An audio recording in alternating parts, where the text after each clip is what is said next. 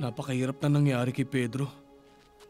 Halika kayo, magdasal tayong tulungan tayo ng Diyos.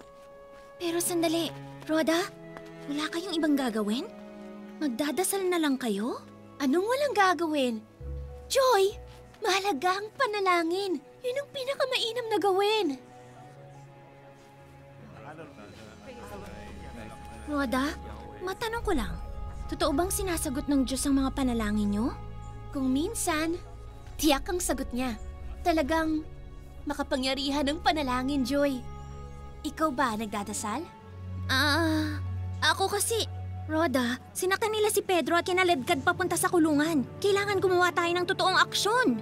Kasi, anong mangyayari kung magdasal ka nga tapos hindi ibigay ng Diyos ang gusto mo?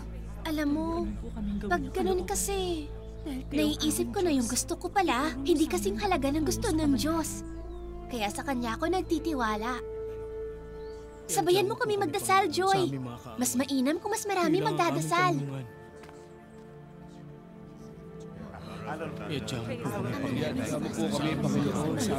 Kailangan aming sunod sa aming gawin ng kaluluwa dahil kayo ang aming Diyos. Bigyan mo kami ng aming kakanin sa araw-araw.